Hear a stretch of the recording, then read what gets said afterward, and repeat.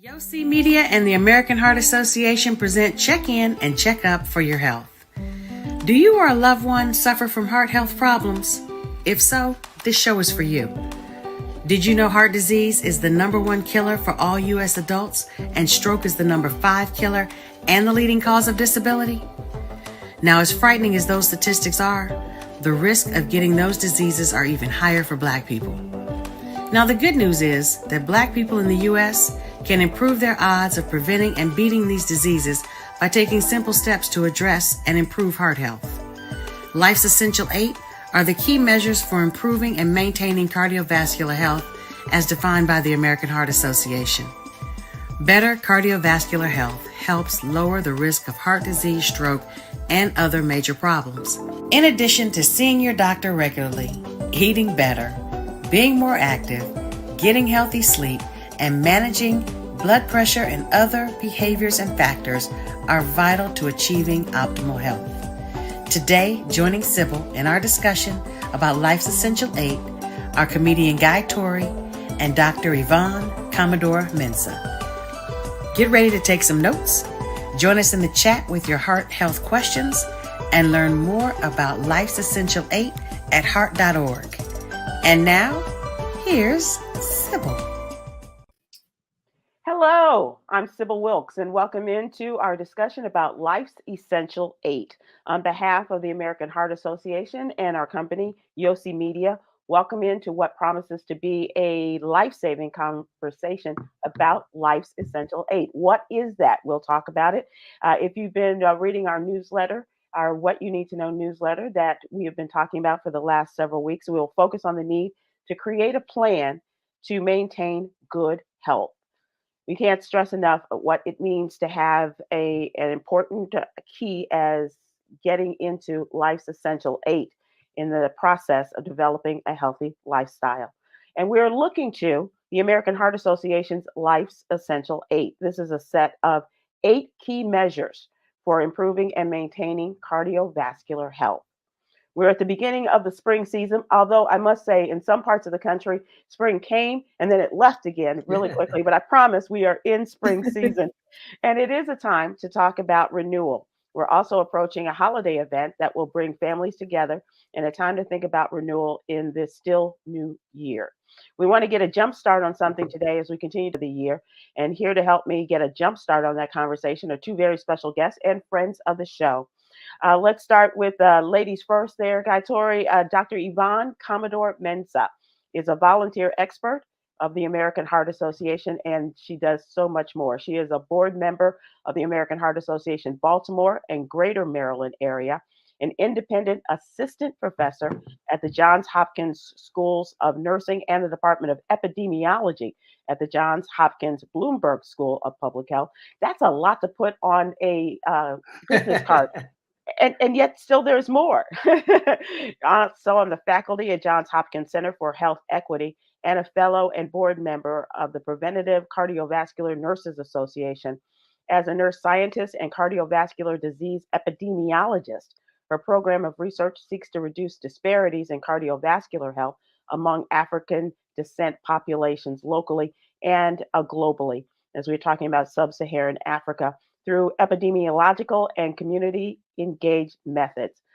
Whew! I feel like I've gotten my workout for the day. Dr. Yvonne Commodore Mensah, thank you so much for joining us. Thank you so much for having me. And this is the 3rd time we're doing this, so I guess 3rd time's the charm. But it's such a pleasure to be on your show, and good to see you again, Guy. Good. Likewise.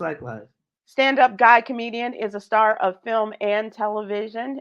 He has been in the funny chair with us on the Joyner Show. He's also created, developed, and produced the documentary Fat Tuesdays. If you have not seen it, find it and take a look at it and enjoy all of the history of a comedy phenom that became a home for Black comedians in Los Angeles.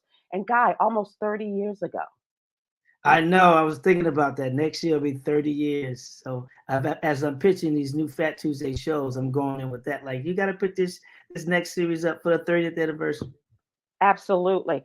And also, we'll also find out that Guy's working on himself, and a lot of it is connected to Life's Essential 8. As we were talking about this, Guy, it was like you are the perfect person at this time to come on and talk about it, because Dr. Mensah, let's start out and let's talk about life's essential 8. And we can start, I mean, obviously, those are 8 things that we need to work on in order to get our health in order, as well as to provide good cardiovascular health.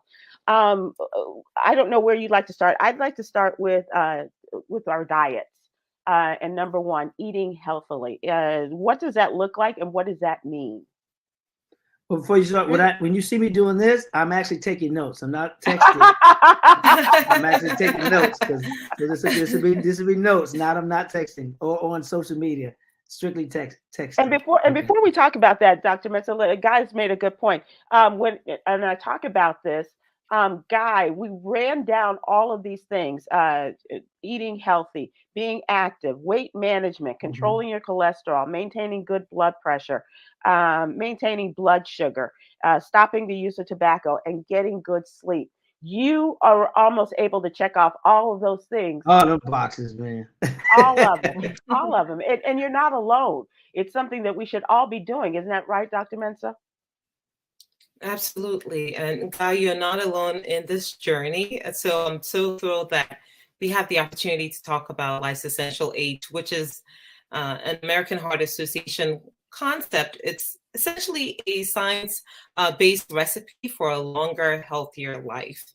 So it's not enough to live long. We want to live long, healthy lives. So I think you said we want to start with eating healthy, which is a challenge for all of us.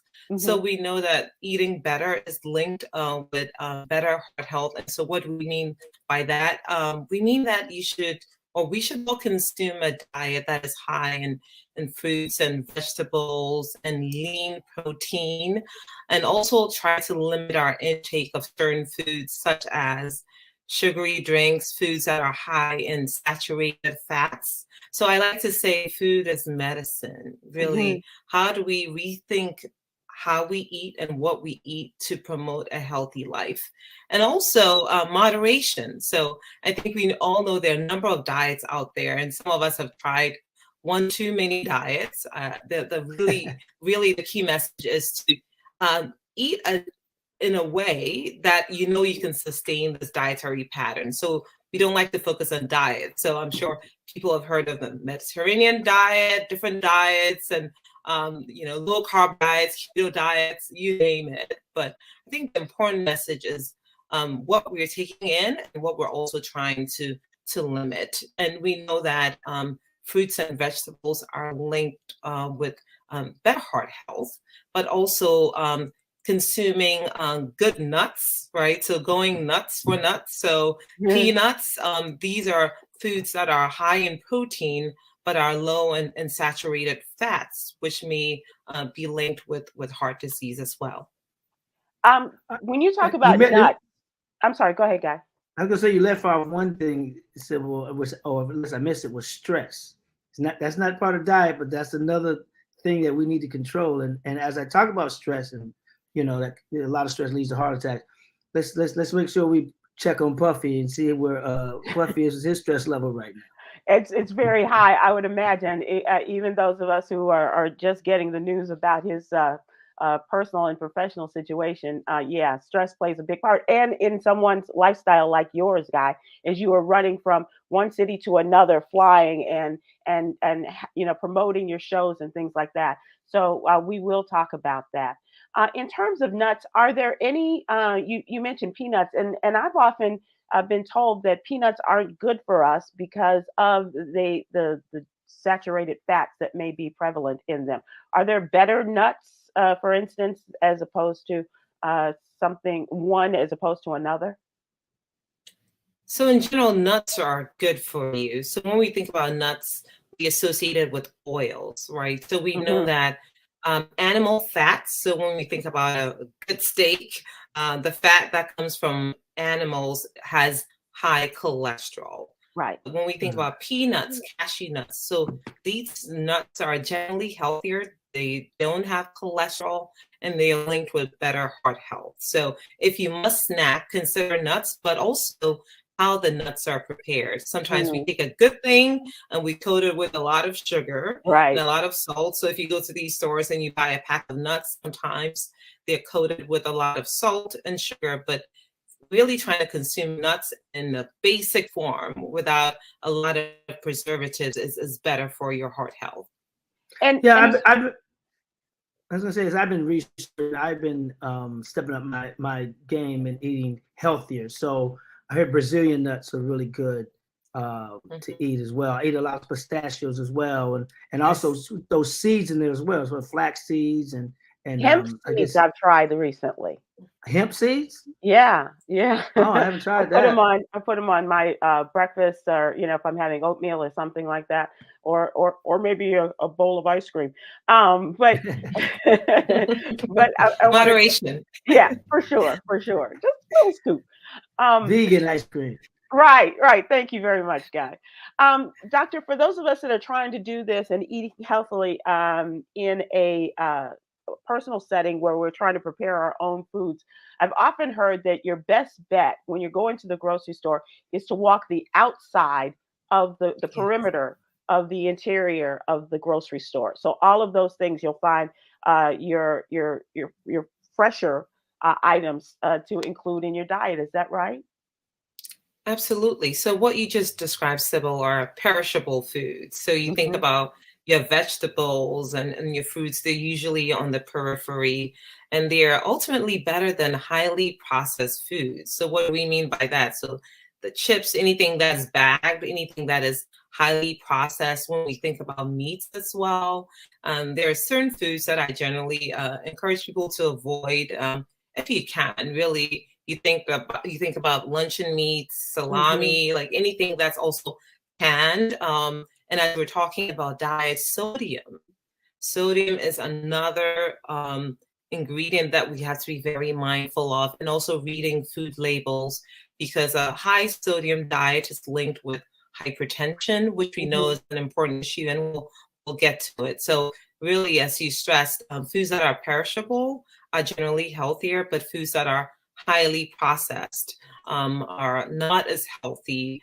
for all of us. And just because you can't taste it doesn't mean the sodium is not in there, right? Right. It not to be nuts over nuts, but pine nuts are another one too that is a very healthy source. They're a little bit expensive, but it's worth it. And I always say this about eating healthy. And when people say, well, it costs too much to eat healthy, or to eat organic, and I always tell them, pay now or pay later. Right. Either pay the price for it now, or eat like you want to eat, don't eat healthy, and pay later in medical bills and hospital bills. So you're going to pay either way. So pay now or pay later. When you pay later, you're going to pay in medicine and time and inconvenience of going to get these checked out and work out, but also just you're going to pay in the pain that you're going to get. So it's just better really to start and spend the extra money for the foods that are healthier, rather than being up in the hospital or being bedridden later if you're just eating any type of way you want to eat. Thank you, Dr. Guy. Let's move on to the second essential 8, and being active and revving up our exercise routine, if you will. And how can we best get started with that, Dr. Commodore Mensah? So number 2 is getting active. So just as we said, food is medicine. Exercise is also medicine. And there are recommendations for how much exercise we should all get in a week. So for instance, 150 minutes of moderate intensity and 75 minutes of vigorous intensity exercise. So anything that makes your heart beat a lot. But I just generally like to say any activity is better than no activity. So we used to emphasize the number of minutes, and a lot of people felt guilty if they only got maybe 20 minutes in a week. But the key message is simple things such as walking. You don't need a gym membership to get your activity in. And sometimes you can go window shopping. Just leave your wallet in the car and just walk around the mall, right? Just walking is the simplest form of physical activity that is ultimately going to improve your heart health. And so any activity is better than no activity. Increasing your physical activity also helps to improve your blood pressure. We've talked about diet. Diet also helps to improve blood pressure. Physical activity also helps to improve blood pressure. And if you are overweight or have obesity, being active also helps to what? Improve your numbers. As you lose weight, it also improves your numbers. So again, exercise is also medicine, but we can have creative ways to get in that activity. We're supposed to get what, 5 miles a day? Most of us do a lot of sitting, a lot of sitting. And if you work behind the computer, it's possible that you're spending 8 hours of your day sitting. What are some ways to maybe stand instead of sit? Or when you get off, try to sneak in some physical activity, park further away from the entrance of the store. So these, and there are strategies you can use at home in the comfort of your home. There's YouTube, there are a lot of videos out there, right? As we're scrolling through Instagram and social media, how do we also maybe favorite some of these pages that have really short, physical activity videos that we can engage in as well? Does this ring true with you, Guy? A couple of things I want to say. One, it was years ago, my dad was in the hospital, and one of the nurses or orderlies, I can't remember which one it was, this young man was talking about, how he had picked up this stray dog, and he had took the dog in, and he said he was helping the dog by rescuing it and taking it on walks every day. And what ended up happening was, because he was taking this dog on a walk every day for 30 minutes, he ended up getting healthier. He had high blood pressure. He had, and he said, and that's what he said. He said, I thought I was saving the dog's life, and the dog actually saved my life. He said, when I was going in for checkups after I got this dog, his blood pressure went down, and everything, cholesterol and everything. So walking is very important. And I recently read this article where why sometimes the Chinese live so long, or Asian communities, because they're active. They're always, like, some of them don't even have couches in their home, because when you have a couch, you're going to lounge all day. But they purposely not have couches and chairs and things like that where you can lounge and sit for a long period of times. And they're very active, so they live longer, and they have less, I guess, lower blood pressure and lower cholesterol because of the walking and the physical that they do. So being active is very, very, very important. I get a lot of exercise in airports, walking from gate to gate. Instead of taking the tram, I don't do the tram. I'll walk it instead of taking the tram. Or if it's on the moving sidewalk in the airport, the people movers, I'll walk instead of taking that. I'll take the stairs instead of taking the escalator. So there's ways you can get your steps in, you can get your exercise in, and get your movement in. Because I'm on a plane sitting all the time. Right. I'm always sitting on a plane for a long time. So that right there is hazardous to your health. Years ago, I don't know if I told you this, so I may have talked about it on the show before, but I got a blood clot in my leg because of flying so much. I wasn't wearing compression socks. I wasn't working out, eating at the time, and I had stopped drinking, which thins your blood. But because when you fly a lot, you're supposed to get up and walk around every 90 minutes to circulate your blood, or wear compression socks, and that helps you. Because I wasn't doing that, I ended up getting a blood clot, and I could have been taken out of here. The doctor said if I didn't come into the doctor's room until at the last minute. But walking and being very active will kill all of that stuff. That makes a lot of sense, doesn't it, Dr. Yvonne? Yes, and I love what Guy said about intention.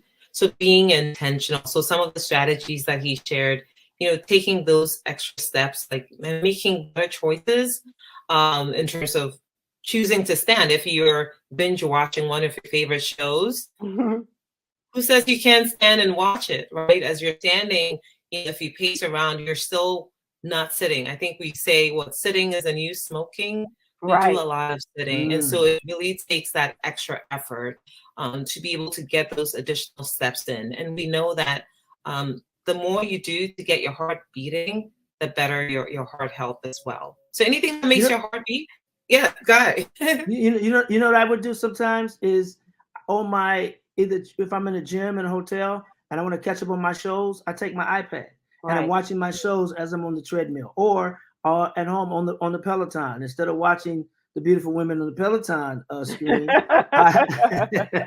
I will catch up on my shows. So I feel like I'm killing two birds with one stone. When I'm catching up on my shows, I'm not sitting on my butt on the couch doing it, but I'm actively working out, but also catching up on show. And when you do that, it makes the time pass so much quicker on those exercise machines when you're watching your favorite program. That's absolutely right. So, Doctor, this leads us to the next of the Life's Essential 8, and that is, and it seems like we've been talking about this, weight management, managing our weight. We talked about, a healthy diet. We talked about being active. That's all a part of weight management, but are there other things we need to consider in terms of that? Yes, so when we talk about weight management, in some cases, some of us have a few more pounds to lose. And during COVID, some of us gained weight and have had a hard time sort of losing that weight.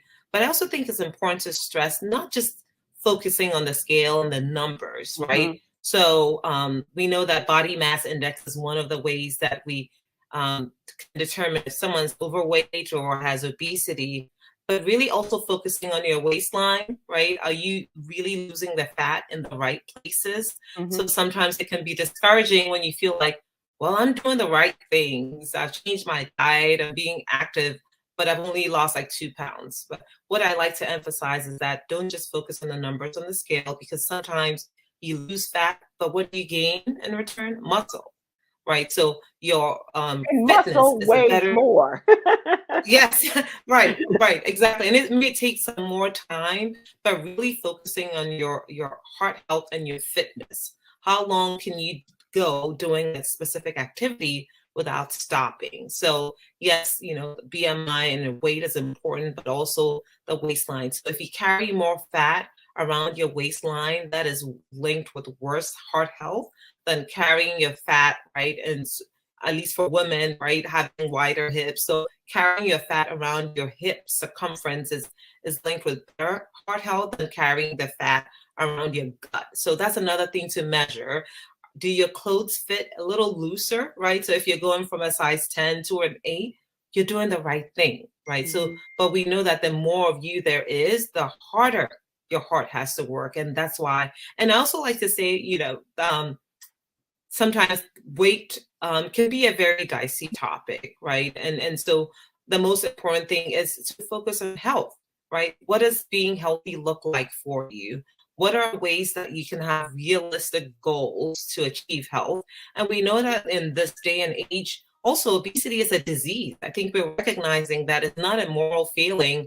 Once upon a time, if we saw someone with obesity, then we would make all sorts of assumptions. But we know that and some people, they just may have a harder time losing weight, and it's maybe no fault of theirs. So the additional resources that are available, in addition to lifestyle, we know that in some cases, people may need medication or they may need surgery, because in some cases, when people take that extra step, it helps them to get healthier. So I think we are now open to all forms of getting to a healthier weight, and also not really focusing on sort of a person's moral or the lifestyle per se, but also acknowledging that sometimes our environments may make it hard for us to maintain a healthy weight. And so what are additional resources we can provide to people to get to a healthy weight? Guy, has that ever been a problem for you? I mean, people think that, because I'm my size, that I don't have weight issues sometimes. And I do. Sometimes, along my midsection, I'm always, conscious about that. And it brings up a question I've always wanted to ask, and I can ask when I ask the doctor this: how often do they update those charts of where your weight should be according to your height, your age, and everything? Because I think some of those were done way back, like in the 50s, and now our things have changed since then. So sometimes I'm so focused on what that chart says, and I could be wrong. And those other people out there who rely on those charts could be wrong too. So do they update those charts, or they're still standard across the board? And do they maintain differences in the ethnicities too? Is that part too? Of it? Yes, this comes up all the time. We talk about how these body mass index standards were derived. And we know that, yes, they were derived from primarily Caucasian populations. So for instance, we know that for Asian populations, some of the BMI cutoffs have been adjusted to acknowledge that even at lower BMI, there are Asian people who may still have a higher risk for heart disease. So then the other argument is made. So what about for Black people? Should we adjust, the BMI cutoffs? But I think generally we know that there's ample research that links obesity with heart disease. But I want to go back to the point I made earlier that yes, BMI is one of those measures, but it's an imperfect measure of heart health. And that's why we consider other things in addition to your waist circumference, your waist to hip ratio, because you have two people. I use this example, like you look at a football player who has a BMI of 30, right?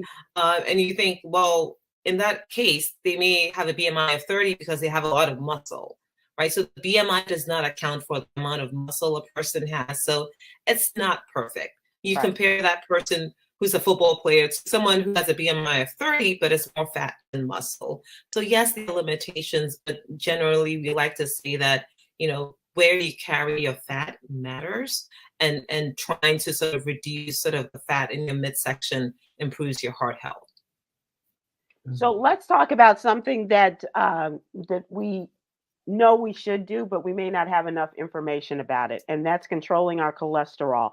And let's start with just explaining what is cholesterol for people, and is there a level that we should be aiming for? Yes, absolutely. So what is cholesterol? So cholesterol is this waxy substance that's in your bloodstream and cells. So there are different types of cholesterol. So we have the good and the bad cholesterol. So when we say good cholesterol, that's HDL. So if you've ever heard the term HDL from your doctor, this is high density lipoprotein. So this is the good cholesterol. For women, we want it to be more than 50. And for men, we want it to be more than 40. So when you have your numbers checked, look at your HDL. If you're a man, you want it to be more than 40. And for a woman, you want it to be more than 50.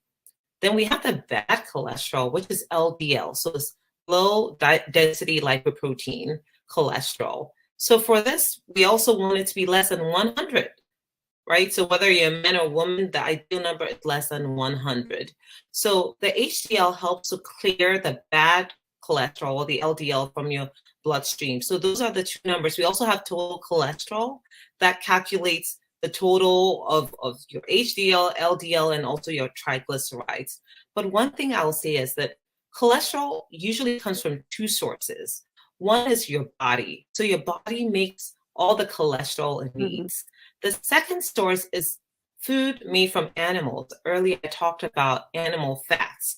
So you think about animals that we consume, so the steaks, so anything that is red meat but fat, that is also another source of cholesterol. And that's why there's a big push now for what plant-based diets, right? So those diets are lower in sort of cholesterol because you're not consuming animal products. And so it also helps with your cholesterol. So for anyone who's struggling with cholesterol issues, and I'll admit it, it can creep up on you. So as we're having this conversation, last month I had my numbers checked, and my LDL cholesterol, which was supposed to be less than 100, was 110. And I didn't know it.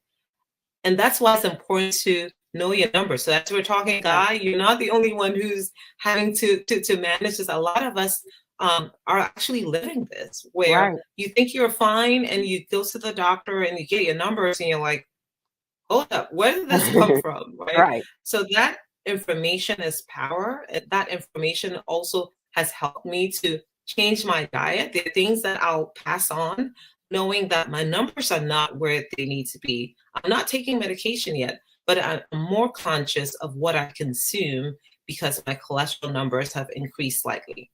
So just from your experience, what are you eating that has helped you to do this on your own, as opposed to medication? Absolutely. So like I said earlier, more fruits and vegetables, really cutting back on a lot of meat, red meat. I don't really consume red meat these days. I'm opting for more fish, more seafood, right? So these are foods, and fish is high in good fats, right? So we talked about the good and bad fats. So I'm not really consuming a lot of meat. And also with eggs, I've always loved eggs. I can consume 3-4 eggs, but the regular egg has a lot of cholesterol. So I went to Costco the other day and I got egg whites. So egg whites are good for you because they are high in protein, but they have very little cholesterol because they don't have the yolk. So if you get a carton of egg whites, you don't really have the added cholesterol compared to if you had like regular eggs from the store. So that's one of the strategies. I'm opting for egg white over regular eggs. Guy, Well, is that a consideration for you?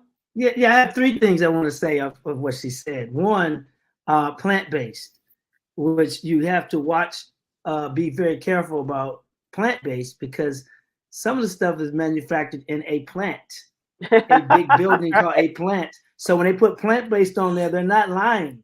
It may not be the plant-based you think you're buying. It's coming out of a plant, an actual building. So you got to be careful when you read those labels about plant-based, and they get away with that because they're not lying. The other thing is eggs. I was going to ask you about the farm-raised eggs, the EB eggs that you see in the grocery store with the EB label on. Are those better or not? Or is just regular, like eating like regular eggs? I mean, what's the benefit of eating those eggs opposed to the regular eggs and then egg whites? Right.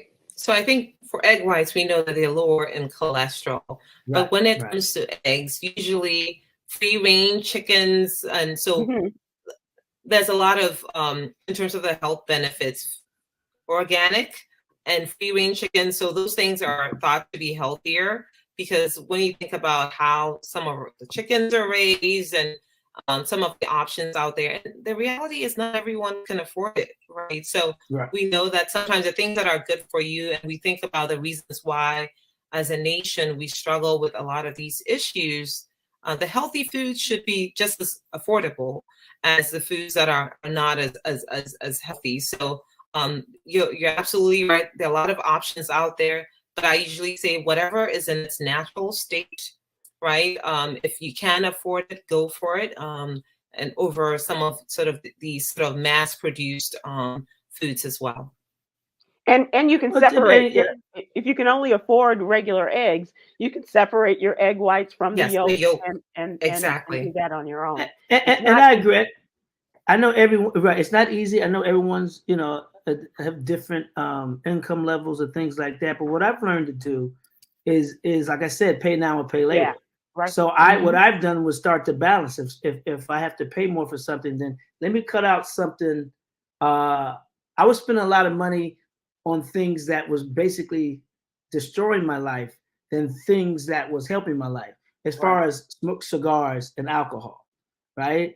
And lounging. If you cut back on some of those and push that budget toward eating healthier, you can afford it. Now, someone is, for everybody, it's not cigars and alcohol. It could be another vice that you're doing that's not healthy, or something else that you're doing that's not healthy, something else you're consuming that's not healthy. So maybe cut that budget back on those bad snacks and push that money toward the healthier items.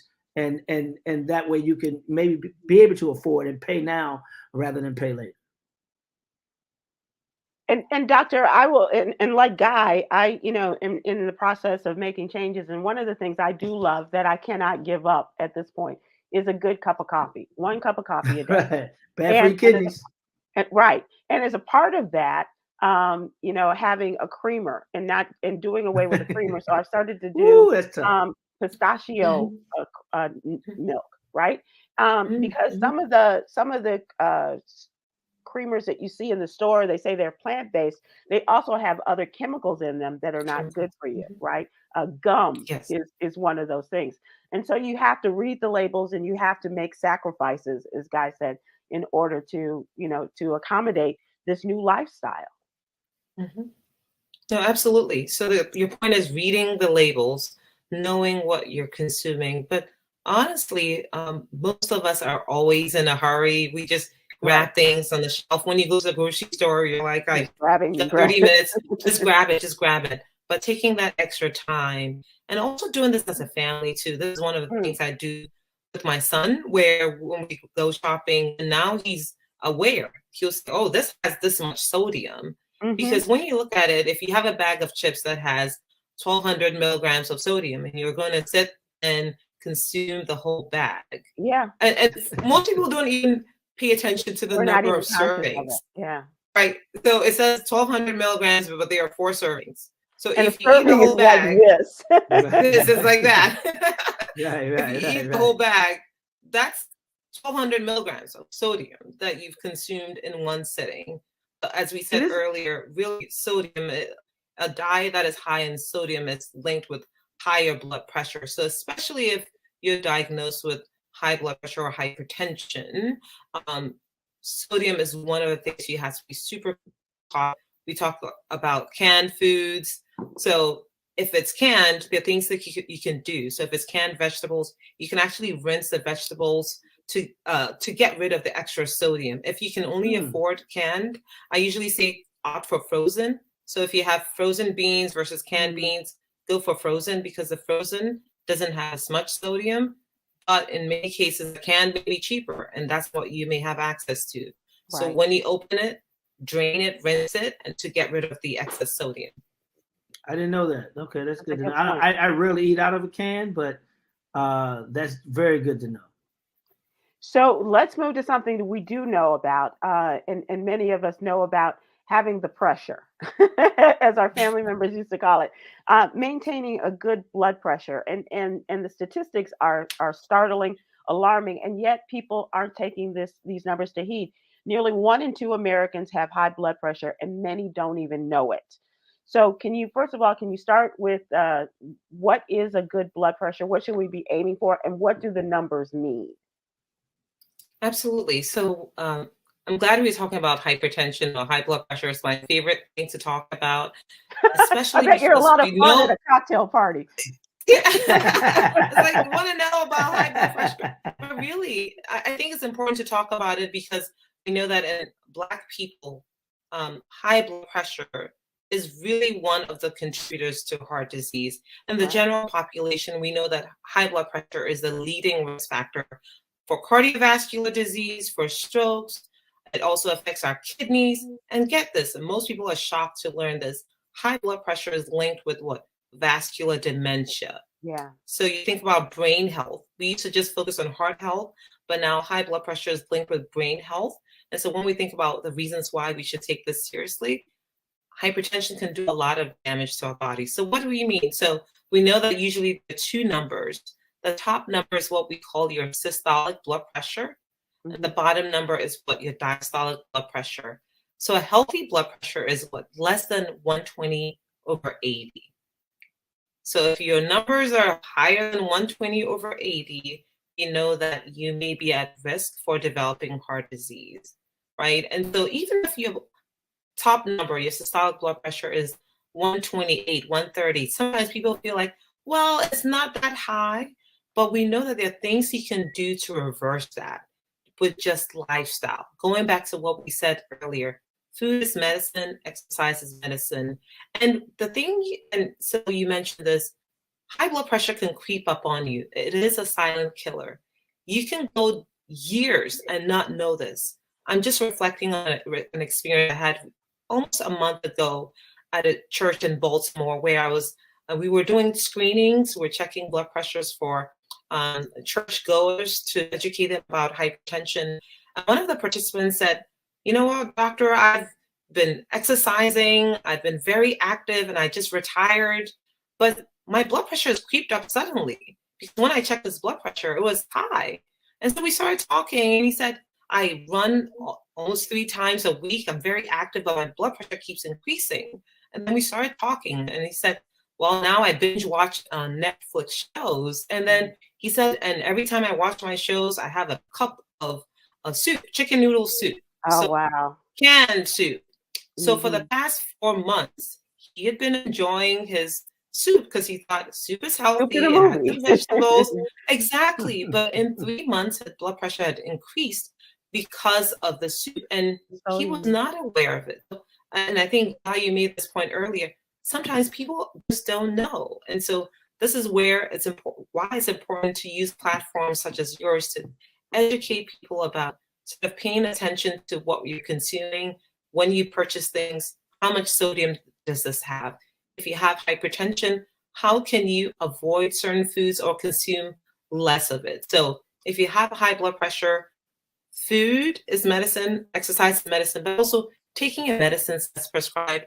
I like to say this because in some cases, just lifestyle is enough to improve your blood pressure. But for people whose blood pressure may be 160 over 100, at those levels, you may need medications immediately, in addition to the lifestyle changes, because if your blood pressure remains high for too long, it can do serious damage to your heart, to your kidneys. So it's important to bring those numbers down. But it's medicines plus lifestyle. I always like to emphasize that these are things that people can do. You can also check your blood pressure at home. If you have hypertension, please invest in a blood pressure device. In many cases, your insurance company may cover it, but if insurance doesn't cover it, as Guy said, you can think about other ways to cut back. You can get a blood pressure device for about $60, maybe skipping 3 or 4 cocktails. That investment that you have to do. Investment. So skip 3 or 4 cocktails and invest in a blood pressure device that you can use at home to measure your numbers, to actually see it. As you're taking your medicines as prescribed, is your blood pressure improving? As you're being active and watching your diet, is your blood pressure improving? And the most important thing is sharing those numbers with your provider. So it's one thing to write those numbers on a piece of paper at home and keep it, but please do share the numbers with your provider, because they may make changes. There may come a point where maybe you're taking too much of your medicine because your blood pressure is better, or too little. So it's important to really monitor your numbers at home with a device.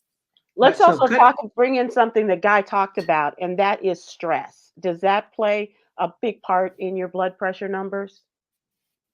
Or can Yes, absolutely. And I think we are also acknowledging that the mind, the heart, and the body are connected. Once upon a time when we talked about heart health, we'll talk about hypertension, high cholesterol. And when it gets to stress, we just leave it there. But we're acknowledging that if you are stressed, poor psychological health affects what you choose to eat, your ability to exercise. If you're down or depressed, you're not going to want to exercise. You're not going to want to go for a walk. But if you do exercise, it helps to release endorphins, the happy hormones that make you feel better. And that's why we say the more you exercise, it also helps to improve your mental state. But stress definitely affects our food choices. When you're stressed, what do you opt for? The sugar, the fat, right? And the salt, right? Wow. So those are foods that unfortunately we may use to cope. But Guy, looks like you have something to add. Yeah. Or you go shopping, and that money could have been used by buying the healthier choices. Some people, when they stress, they go shopping. Yes. And then whatever your stress reliever is. Well, exactly. And you can put that money toward buying the healthier choices of food. And so I have a few but I have a few questions I wanna ask. Okay, we're gonna try to leave room, but we are getting close to our end time. We talked about salt, and we talked about proteins and things like that, and fats. But what about blood sugar? Can you talk about that? And is there a recommended blood sugar level, and how do we maintain that? Absolutely. So we know that blood glucose, or we call it blood sugar, it's fuel for your body. So your body needs it. But if you have too much of it, if your blood sugar remains high over time, that's when we talk about diabetes. So again, it's important to know your numbers. And it's one of those things, it may be creeping up. So we talk about hemoglobin A1C, or sometimes a doctor may order a fasting blood glucose. And that's why it's important to not skip your annual checkups. So as you get older, it's very important, because these things creep up on you. You go 2 or 3 years, and all of a sudden you have high cholesterol, diabetes. So it's important to really implement some of the strategies we talked about in terms of diet. And in some cases, you may have what we call pre-diabetes. So you don't have diabetes yet. And there are studies that have shown that if you're in the pre-diabetic range, just lifestyle. And when we say lifestyle, it's not that I feel like doing this today, I'm not going to do this. We're talking about intensive lifestyle modification can help to reverse prediabetes. There are people who've avoided taking medications, so insulin or oral glycemic agents, using just lifestyle. So it's important to consider how we may use lifestyle to reverse pre-diabetes, but in many cases, and if you do have diabetes, it's still important to know your numbers, but also implement these changes that we're talking about. But food and diet. So we keep going back to it because that is really the cornerstone if you still want to improve your blood sugar. And the next to the last item, this is number 7 on the Life's Essential 8. This is something I've not had a problem with, but one of us on this program does, and that is the use of tobacco. And Guy is infamous for his love and appreciation for a good cigar. Can you talk about the importance of maintaining some sort of discipline when it comes to tobacco use?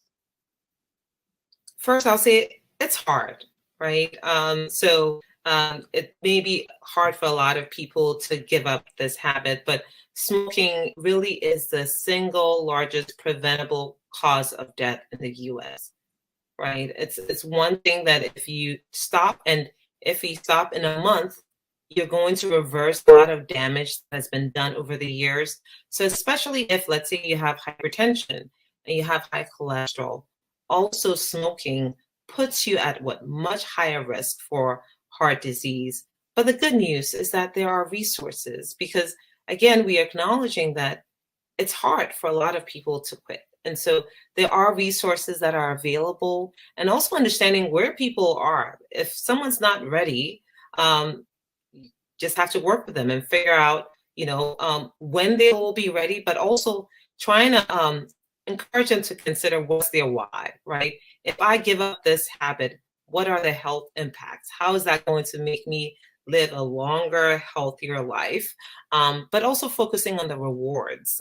So the reward would be that if you quit today, in 30 days, your body will see the benefits. You're going to actually reverse some of the damage that has been done in terms of smoking as well. I can speak to that, facts, because at the end of 2022, I did 6 months of no cigars and no alcohol. And I do it every once in a while just to know that I have control over it. It doesn't have control over me. But I also balance it with taking herbs for the lungs. I think it's mullein leaf. It's an herb that helps clean your lungs. So I'll try to balance the bad with the good. But I have cut back. I have cut down. And when we talk about stress, what we just talked about, sometimes people smoke cigars because of anxiety and because of stress. Now, for those who smoke weed, I don't. But can you talk to what does marijuana do for those out there who smoke as far as like cutting back? Are they in the same category with cigars and cigarettes? So it's unclear, but some early evidence suggests that smoking marijuana may not be ultimately good for your heart health.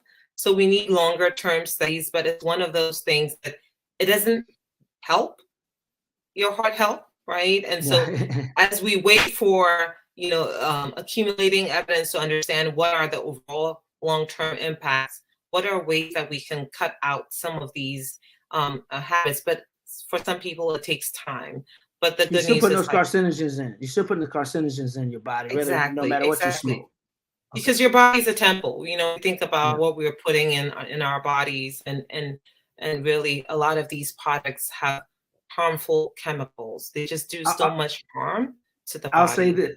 I'll say this. We treat our bodies like rental cars rather than Bentleys. If we treat our bodies like Bentleys, we'll be better. Rental cars, when you get a rental car, you don't care what gas you put in it. Right. You don't care how you drive the hell out of it. But a Bentley, you take care of it and get the proper maintenance, and you put the right gas in it. You go the right speed. So if we treat our bodies more like Bentleys, more than rental cars, we'll be all right. And let me ask you one more thing about what about people who say, well, I don't have a problem. I vape. What do you say to them? Good question. It's just as harmful. So there's a lot of research that has come out recently. And so unfortunately, that industry has been very creative in terms of coming up with different flavors that appeal to, unfortunately, younger adults. Right. And this is what is actually more upsetting, that some of their marketing strategies target younger adults. And we know that there are harmful effects of vaping when it comes to heart health. So it's not any better. There's no two ways around it. It's not, good for your heart health, and it's not good for your health, period. That goes for hookah as well, then, right? Yes, exactly. Okay. Anything you're putting in your body that has these chemicals that we know and that are carcinogenic, not good for your heart health. Right? Let me talk about the thing that affects me most, doctor, and that is sleep or lack thereof. This is number me too, 8. Sybil. Does it? Yeah. Yes. And so let's talk about the necessity and how can we get good sleep. Sybil, Doctor. we all struggle with this. I know I'm guilty as charged. So here's the reality. Adults are supposed to get 7 to 9 hours of sleep. So sleeping too little is linked with poor heart health, but sleeping too much, if you're getting 11, 12 hours a night, that's also linked with poor heart health. So that's the recommendation. We know that if you get enough sleep, it helps to repair the cells in your body. It helps to boost your immune system. That is really when your body is rebooting. So think of it that way. And it also getting enough sleep helps to improve your mood and energy. So think about it. When you have only 4 hours of sleep, how do you feel the following morning? Nobody wants to get up and eat well or go exercise or all of these other things and keep all these things juggled, and maintaining a healthy lifestyle. You said it. I couldn't have said it better. So when you start your day off with a sleep deficit, it affects the choices you make all day, right? Yeah. And so, but let's focus on what you can do, because I know our time is short. We talk about cleaning up your sleep hygiene. What is that? So we know that unfortunately, a lot of us have these, right? Yeah. Smartphones, right? So that is unfortunately one of the reasons why a lot of people don't get enough sleep. So we talk about moving it away from your bed or your nightstand, charging it further away, dimming the light on your phone, because again, if the light is bright, it doesn't help your brain to shut down and rest at night. Also, setting timers, and also lock, if you need to lock your device or keep it in another room. I know people who will not charge their phones in their rooms at night because they know that they're going to be tempted. As you're waiting to fall asleep, you hop on social media and 30, 40 minutes later, you're still scrolling, right? So that's time that you could have been sleeping, right? So it's hard for all of us, right? But really, these are some of the steps that we can all take to get better sleep and improve our heart health. So those are the TV too, right? Though not going to sleep with the TV on is another one that some people do that can interrupt your sleep while you're sleeping because of the light from the TV, but also the sound can disrupt you.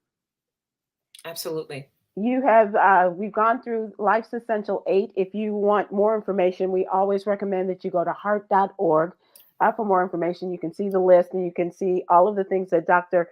Commodore Mensah has been talking about today. And getting choked up over this idea, obviously. But we do want you to follow heart.org for all of these tips. And let's get started because it is really important. And in terms of where you start, doctor, does it matter, or should we go in a particular order, or let's just get in there and let's get moving? So as I said at the beginning, Life's Essential 8 is a science-based recipe. So think of it as a recipe.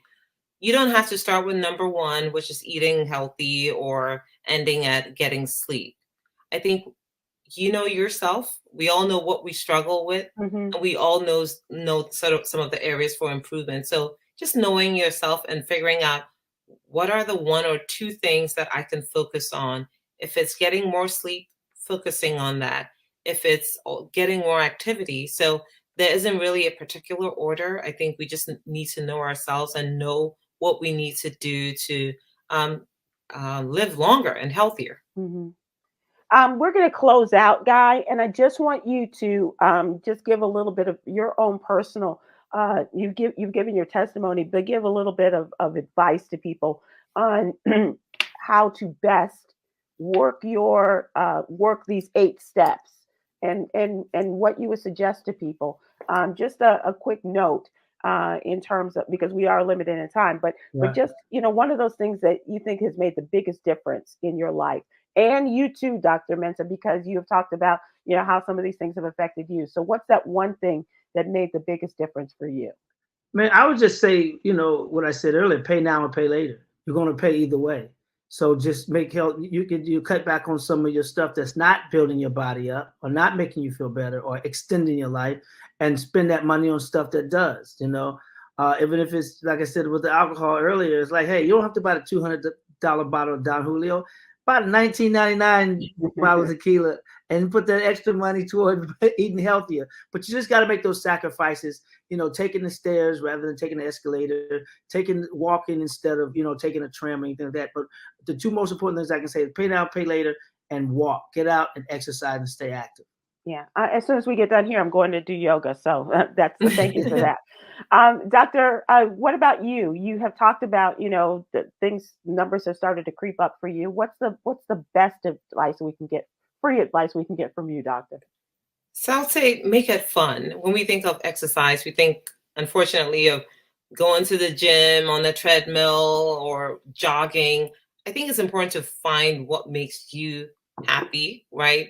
What brings you joy. So for me, it's getting together with my girlfriends every Saturday at one of my girlfriends' house, and we work together as a group of 4 of us. Mm-hmm. We have a personal trainer who comes over, and we work out together. So that's awesome. Again, it's fun because we are getting to share time together, and we're still trying to figure out how to, sneak in 2 more days during the week to work out together. So having that social support system makes a difference.